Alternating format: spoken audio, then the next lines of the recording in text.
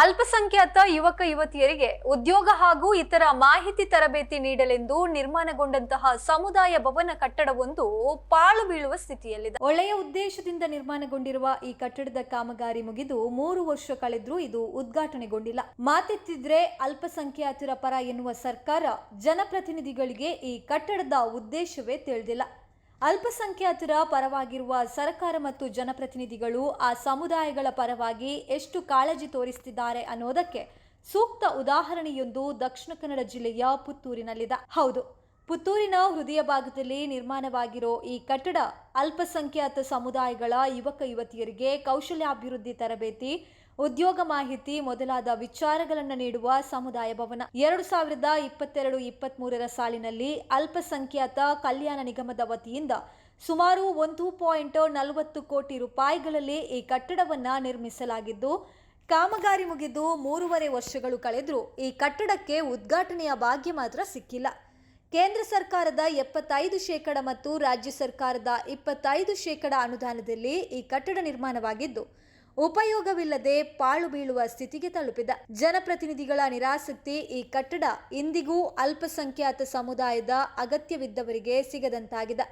2022-23 ಸಾಲಿನಲ್ಲಿ ಅಂದಿನ ಶಾಸಕರಾದ ಸಂಜೀವ ಮಠಂದೂರು ಈ ಕಟ್ಟಡವನ್ನು ಅಲ್ಪಸಂಖ್ಯಾತ ಸಮುದಾಯದ ಮುಸ್ಲಿಂ, ಕ್ರೈಸ್ತ ಹಾಗೂ ಜೈನ ಸಮುದಾಯದ ಯುವಕ ಯುವತಿಯರಿಗೆ ಅನುಕೂಲವಾಗುವ ನಿಟ್ಟಿನಲ್ಲಿ ಈ ಸಮುದಾಯ ಭವನವನ್ನ ನಿರ್ಮಿಸಿದ್ರು. ಅತ್ಯಾಧುನಿಕ ರೀತಿಯಲ್ಲಿ ನಿರ್ಮಾಣಗೊಂಡಿರುವ ಈ ಕಟ್ಟಡ ಉದ್ಘಾಟನೆಗೊಳ್ಳುವ ಮೊದಲೇ ಪಾಳು ಬೀಳುವ ಹಂತಕ್ಕೆ ತಲುಪಿದೆ. ಕಟ್ಟಡದ ಸುತ್ತಮುತ್ತ ಗಿಡಗಂಟಿಗಳು ಬೆಳೆದಿದ್ದು, ಈ ಗಿಡಗಂಟಿಗಳು ಕೆಲವೇ ದಿನಗಳಲ್ಲಿ ಕಟ್ಟಡವನ್ನ ಸಂಪೂರ್ಣ ಮುಚ್ಚುವ ಸಾಧ್ಯತೆ ಇದೆ. ಜೇಡರ ಬಲೆಗಳು, ಪಾಚಿಗಳು ಕಟ್ಟಡದ ತುಂಬ ಪಸರಿಸಿದ್ದು, ತಕ್ಷಣವೇ ಈ ಕಟ್ಟಡವನ್ನ ಲೋಕಾರ್ಪಣೆ ಮಾಡುವತ್ತ ಸ್ಥಳೀಯ ಜನಪ್ರತಿನಿಧಿಗಳು ಗಮನ ಹರಿಸಬೇಕೆನ್ನುವ ಒತ್ತಾಯಗಳು ಕೇಳಿ ಬರ್ತಾ ಇದೆ. ಕೋಟ್ಯಾಂತರ ರೂಪಾಯಿ ಖರ್ಚು ಮಾಡಿ ಜನರ ಅನುಕೂಲಕ್ಕಾಗಿ ನಿರ್ಮಾಣಗೊಂಡಿರುವ ಕಟ್ಟಡವನ್ನ ಪಾಳು ಬೀಳುವ ಸ್ಥಿತಿಗೆ ಕೊಂಡೊಯ್ತಾ ಇರೋದು ನಿಜಕ್ಕೂ ವಿಪರ್ಯಾಸವಾಗಿದೆ.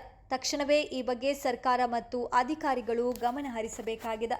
ಅವರ ಕೌಶಲ್ಯಾಭಿವೃದ್ಧಿಯನ್ನು ವೃದ್ಧಿಸುವ ದೃಷ್ಟಿಯಿಂದ ಅವರಿಗೆ ಬೇರೆ ಬೇರೆ ಉದ್ಯೋಗದ ನಿಮಿತ್ತ ಮಾಹಿತಿ ತರಬೇತಿ ಕೊಡುವಂತಹ ಒಂದು ಸೇವಾ ಕೇಂದ್ರವನ್ನು 2022-23 ಸಾಲಿನಲ್ಲಿ ಕರ್ನಾಟಕ ಸರ್ಕಾರದ ಅಲ್ಪಸಂಖ್ಯಾತ ಕಲ್ಯಾಣ ನಿಗಮದ ಮುಖಾಂತರ 75% ಅನುದಾನ ಕೇಂದ್ರ, 25% ಮ್ಯಾಚಿಂಗ್ ಗ್ರಾಂಟ್ ರಾಜ್ಯದ್ದು ಸೇರಿ ಒಟ್ಟು 1,40,00,000 ಅನುದಾನದಲ್ಲಿ ಒಂದು ಭವ್ಯವಾದ ಒಂದು ಕಟ್ಟಡವನ್ನು ನಿರ್ಮಾಣ ಮಾಡಿ ಪುತ್ತೂರು ವಿಧಾನಸಭಾ ಕ್ಷೇತ್ರದ ಅಲ್ಪಸಂಖ್ಯಾತರು, ವಿಶೇಷವಾಗಿ ಮುಸ್ಲಿಂ, ಕ್ರಿಶ್ಚಿಯನ್, ಜೈನ ಸಮುದಾಯಕ್ಕೆ ಸಂಬಂಧಪಟ್ಟ ಹಾಗೆ ಅವರ ಮಕ್ಕಳಿಗೆ, ಅವರ ನಿರುದ್ಯೋಗಿ ಯುವಕ ಯುವತಿಯರಿಗೆ ತರಬೇತಿ ಕೊಡುವ ದೃಷ್ಟಿಯಿಂದ ಈ ಕಟ್ಟಡವನ್ನು ನಿರ್ಮಾಣ ಮಾಡಲಾಗಿದೆ. ಆ ಕಟ್ಟಡ ನಿರ್ಮಾಣ ಆಗಿ ಇವತ್ತಿಗೆ ಸುಮಾರು 3 ವರ್ಷ ದಾಟಿ 4ನೇ ವರ್ಷಕ್ಕೆ ಕಾಲಿಡ್ತಾ ಇದೆ.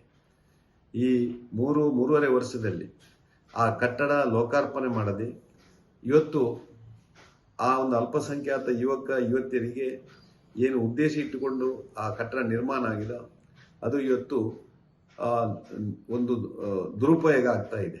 ವಿಶೇಷವಾಗಿ ಅಲ್ಲಿ ಇವತ್ತು ಆ ಯುವಕ ಯುವತಿಯರಿಗೆ ತರಬೇತಿಯನ್ನು ಕೊಡಬೇಕಿತ್ತು. ಆದರೆ ಕಾರಣಾಂತರಗಳಿಂದ ಬಹುಶಃ ಇವತ್ತಿನ ಸರ್ಕಾರ, ಇವತ್ತಿನ ಜನಪ್ರತಿನಿಧಿಗಳು ಆ ನಿರ್ಲಕ್ಷ್ಯದಿಂದಾಗಿ ಇವತ್ತು ಅಲ್ಪಸಂಖ್ಯಾತರಿಗೆ ದೊರೆಯಬೇಕಾದಂಥ ಸವಲತ್ತು ಇವತ್ತು ದೊರೆಯುತ್ತಾ ಇಲ್ಲ. ಇದರಿಂದಾಗಿ ಬಹುಶಃ ಇವತ್ತೊಂದು ಸರ್ಕಾರ ಈ ಅಲ್ಪಸಂಖ್ಯಾತರನ್ನು ಯಾವ ರೀತಿಯಾಗಿ ನೋಡಿಕೊಳ್ತಾ ಇದೆ ಎನ್ನುವುದಕ್ಕೆ ಬಹುಶಃ ಈ ಒಂದು ಕಟ್ಟಡವೇ ಸಾಕ್ಷಿ ಅಂತ ಹೇಳಲಿಕ್ಕೆ ನಾನು ಈ ಸಂದರ್ಭದಲ್ಲಿ ಇಚ್ಛೆ ಪಡ್ತಾ ಇದ್ದೇನೆ. ವಿಶೇಷವಾಗಿ ಹೊಸ ಕಟ್ಟಡ ಆಗಿ ಅದನ್ನು ಲೋಕಾರ್ಪಣೆ ಮಾಡಿ ಅಲ್ಲಿ ಚಟುವಟಿಕೆಗಳ ಆರಂಭ ಆಗಬೇಕಿತ್ತು. ಆದರೆ ಸರ್ಕಾರಕ್ಕೂ ಇಚ್ಛಾಶಕ್ತಿ ಇಲ್ಲ, ಪುತ್ತೂರಿನ ಜನಪ್ರತಿನಿಧಿಗಳಿಗೂ ಇಚ್ಛಾಶಕ್ತಿ ಇಲ್ಲ. ಆ ಇಚ್ಛಾಶಕ್ತಿಯ ಕೊರತೆ ಇವತ್ತು ಎದ್ದು ಕಾಣ್ತಾ ಇದೆ. ನಾನು ಹೇಳುವಂಥದ್ದು, ತಕ್ಷಣ ಆ ಕಟ್ಟಡವನ್ನು ಲೋಕಾರ್ಪಣೆ ಮಾಡಿ ಅಲ್ಪಸಂಖ್ಯಾತ ಇಲಾಖೆ ಎಲ್ಲ ಚಟುವಟಿಕೆಗಳನ್ನು ಮಾಡಲಿಕ್ಕೆ ಅದನ್ನು ಅನುವು ಮಾಡಿಕೊಡ್ಬೇಕು ಅಂತೇಳಿ ನಾನು ಸರ್ಕಾರಕ್ಕೆ ಒತ್ತಾಯವನ್ನು ಮಾಡ್ತಾ ಇದ್ದೇನೆ. ಮೊಹಮ್ಮದ್ ರಫೀಕ್ ದರ್ಬೆ. ಪುತ್ತೂರಿನ ಇತಿಹಾಸದಲ್ಲಿ ಇಲ್ಲಿವರೆಗೆ 4 ವರ್ಷದಿಂದ ಒಂದು ನೆನೆಗುದ್ದಿಗೆ ಬೀಳುವಂಥ ಒಂದು ಕಟ್ಟಡ ಇದೆ ಅಂತ ಹೇಳ್ತಾನೆ. ಯಾಕೆಂತ ಹೇಳಿದರೆ, ಕಳೆದ ಸಾಲಿನ ಕರ್ನಾಟಕದಲ್ಲಿ BJP ಸರ್ಕಾರ ಇತ್ತು. ಆ ಸರ್ಕಾರ ಇದ್ದಾಗ ಪುತ್ತೂರಿನಲ್ಲಿ BJPಯ ಶಾಸಕರಾದ ಸಂಜೀವ ಮಠಂದೂರವರು ಇಲ್ಲಿ ಶಾಸಕರಾಗಿದ್ದರು. ಆ ಸಂದರ್ಭದಲ್ಲಿ ಅಲ್ಪಸಂಖ್ಯಾತ ಅಭಿವೃದ್ಧಿಗೆ ಅಂತೇಳಿ ಇಲ್ಲಿ ಸೇವಾ ಕೇಂದ್ರ ಮತ್ತು ಇನ್ನಿತರ ಯಾವುದಾದ್ರೂ ಚಟುವಟಿಕೆಗಳಿಗೆ ಬೇಕಾಗಿ ಇಲ್ಲಿ ಪುತ್ತೂರಿನ ಈ ದರ್ಬೆ ಪರಿಸರದಲ್ಲಿ ಸುಮಾರು 1,40,00,000 ರೂಪಾಯಿ ವೆಚ್ಚದಲ್ಲಿ ಈ ಒಂದು ಸೇವಾ ಕೇಂದ್ರವನ್ನು ನಿರ್ಮಿಸಿದರು. ಏನೋ ಈ ಸೇವಾ ಕೇಂದ್ರ ಸಂಪೂರ್ಣ ಮುಕ್ತಾಯ ಹಂತದಲ್ಲಿ ಮುಗಿಯಿತು, ಏನೋ ಇದನ್ನು ಉದ್ಘಾಟನೆ ಮಾಡಬೇಕು ಅಂತೇಳಿ ದಿನ ನಿಗದಿ ಮಾಡಿಸುವ ಸಂದರ್ಭದಲ್ಲಿ ಇಲೆಕ್ಷನ್ ಡಿಕ್ಲೇರ್ ಆಯಿತು. ಹಾಗೆ ಇಲ್ಲಿ ಅದರ ನಂತರ ಇಲ್ಲಿಯ ಶಾಸಕರಾಗಿ ಅಶೋಕ್ ರೈ ಅವರು ಕಾಂಗ್ರೆಸ್ಸಿನ ಆಡಳಿತದಲ್ಲಿ ಅವರು ಬಂದರು. ಅಲ್ಲಿಂದ ಇಲ್ಲಿವರೆಗೆ 3.5 ವರ್ಷ 4 ವರ್ಷ ಆಯಿತು.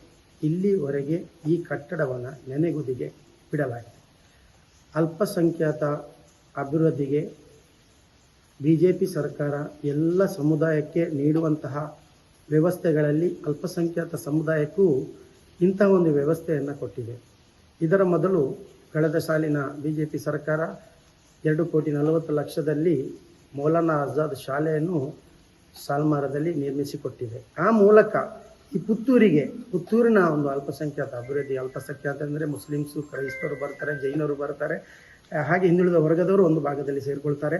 ಈ ಒಂದು ನಿಟ್ಟಿನಲ್ಲಿ ಈ ಒಂದು ಅಲ್ಪಸಂಖ್ಯಾತರ ಎಲ್ಲ ಅಭಿವೃದ್ಧಿಗಾಗಿ ಕಟ್ಟಡವನ್ನು ಇಲ್ಲಿ ಕಟ್ಟಿ ಬಹಳ ಬೇಸರ ಆಗ್ತಿದೆ. ಈ ಕಟ್ಟಡವನ್ನು ನೋಡುವಾಗ 1,40,00,000 ರೂಪಾಯಿಯಲ್ಲಿ ಕಟ್ಟಡವನ್ನು ಕಾಮಗಾರಿ ಪೂರ್ಣ ಮಾಡಿ ಇಲ್ಲಿವರೆಗೆ ಇದನ್ನು ಉದ್ಘಾಟನೆ ಮಾಡಲಿಲ್ಲ ಅಂತೇಳಿ ಬಹಳ ದುಃಖದ ಕಾರ್ಯ. ಕೆಲವು ಇಲಾಖೆಗಳಲ್ಲಿ ಇಲಾಖೆಗಳ ಅಲ್ಪಸಂಖ್ಯಾತ ಇಲಾಖೆಗೂ ಇದರ ವಿಷಯವನ್ನು ನಾವು ಮುಟ್ಟಿಸಿದ್ದೇವೆ. ಆದಷ್ಟು ಬೇಗ ಇದನ್ನು ಉದ್ಘಾಟನೆ ಮಾಡಿ ಇದನ್ನು ಜನರ ಸೇವೆಗೆ ಇದನ್ನು ತನ್ನಿ ಅಂತ ಹೇಳ್ತಾ ಇದೆ. ಆದರೂ ಇಲ್ಲಿವರೆಗೆ ಒಂದು 4 ವರ್ಷದಲ್ಲಿ ಇದನ್ನು ನೆನೆಗುದ್ದಿಗೆ ಬಿದ್ದಿದೆ ಅಂತ ಹೇಳಿದ್ರೆ ಕಾರಣವನ್ನು ಈಗಿನ ಶಾಸಕರಲ್ಲಿ ಕೇಳಬೇಕು. ಯಾಕೆಂತ ಹೇಳಿದ್ರೆ ಕಟ್ಟಡವನ್ನು ನಿರ್ಮಿಸಲಿಕ್ಕೆ ಸಹಾಯಧನವನ್ನು ಒದಗಿಸಿಕೊಟ್ಟವರು ಆಗಿನ ಶಾಸಕರಾದ ಸಂಜೀವ ಮಠಂದೂರು, BJP ಸರ್ಕಾರದಲ್ಲಿ ಸಂಜೀವ ಮಠಂದೂರು ಆಗಿದ್ದರು. ಈ ಸಲದ ಶಾಸಕರು ಇದನ್ನು ಆದಷ್ಟು ಬೇಗ, ಯಾಕೆಂದರೆ ಅಲ್ಪಸಂಖ್ಯಾತರು ಹೇಳೋದಲ್ಲ, ಅಲ್ಪಸಂಖ್ಯಾತರು ಹೆಚ್ಚಾಗಿ ಮತಗಳನ್ನು ಕಾಂಗ್ರೆಸ್ಸಿಗೆ ಹಾಕುವಂತಹ ಸಂಭವ ನಾವು ನೋಡಿದ್ದೇವೆ ಹೇಳುದು. ಆ ರೀತಿಯಲ್ಲಿ ಒಂದು ಅಲ್ಪಸಂಖ್ಯಾತ ಅಭಿವೃದ್ಧಿಗೆ ಈಗಿನ ಸರ್ಕಾರ ಆಗಲಿ ಶಾಸಕರಾಗಲಿ ಯಾವುದೇ ಕಟ್ಟಡವನ್ನು ಪುತ್ತೂರಿಗೆ ಕೊಡಲಿಲ್ಲ. ಈಗಾಗಲೇ ಅಲ್ಪಸಂಖ್ಯಾತರಿಗೆ ಹಾಸ್ಟೆಲ್ನ ವ್ಯವಸ್ಥೆಗಳಾಗಬೇಕು, ಹಲವಾರು ವ್ಯವಸ್ಥೆಗಳು ಪುತ್ತೂರಿಗೆ ಬರಬೇಕು. ಅಲ್ಲಿ ಇರುವಂಥ ಶಾಲೆ ಇದೆ, ಆ ಶಾಲೆಯಾಗಿಂದ ದೂರದಿಂದ ಬರುವ ಮಕ್ಕಳಿದ್ದರೆ ಅವರಿಗೊಂದು ಹಾಸ್ಟೆಲ್ ನಿರ್ಮಾಣವಾಗಬೇಕು. ಇಲ್ಲಿ ಯಾವುದೇ ಕಟ್ಟಡಗಳು ಇಲ್ಲಿವರೆಗೆ ಆಗಲಿಲ್ಲ. ಆ ನಿಟ್ಟಿನಲ್ಲಿ ಪುತ್ತೂರಿನ ಇತಿಹಾಸದಲ್ಲಿ ಪ್ರಥಮ ಬಾರಿಗೆ ಇಂಥ ಒಂದು ಒಳ್ಳೆ ಕಟ್ಟಡಗಳನ್ನು ನಿರ್ಮಿಸಿ ಒಂದು 4 ವರ್ಷದಿಂದ ಇದೊಂದು ಉದ್ಘಾಟನೆ ಆಗಲಿಲ್ಲ ಅಂತ ಹೇಳಿದ್ರೆ ಜನರು ಇದನ್ನು ಆಲೋಚನೆ ಮಾಡಬೇಕು. ಯಾಕೆಂತ ಹೇಳಿದ್ರೆ ಸರ್ಕಾರನೂ ಆಲೋಚನೆ ಮಾಡಬೇಕು, ಶಾಸಕರು ಆಲೋಚನೆ ಮಾಡಬೇಕು. ಯಾಕೆಂತ ಹೇಳಿದ್ರೆ ಶಾಸಕರ ಹಲವಾರು ವಿಧಿಗಳು, ಹಲವಾರು ಕಟೌಟ್ಗಳು ಬರ್ತಾ ಉಂಟು. ಆದರೆ ಅವರು ಆಲೋಚನೆ ಮಾಡಬೇಕು, ಸರ್ಕಾರ ಯಾವುದೇ ಇರಲಿ ಜನರ ಸೇವೆಗೆ ಇದೊಂದು ಮಾಡಿದಂಥ ಈ ಕಟ್ಟಡವನ್ನು ಈ ರೀತಿ ನೆನೆಗುದಿಗೆ ಹಾಕೋದು ಅಂತ ಹೇಳಿದ್ರೆ ಬಹಳ ಬೇಸರದ ಸಂಗತಿ. ಆದ್ದರಿಂದ ಆದಷ್ಟು ಬೇಗ ಈ ಕಟ್ಟಡ ಸಾರ್ವಜನಿಕ ಅಲ್ಪಸಂಖ್ಯಾತ ಕೆಲಸಕ್ಕೆ ವಿನಿಯೋಗ ಆಗಲಿ ಅಂತ ಹೇಳಿ ನಾನು ಕೇಳ್ಕೊಳ್ತಾನೆ.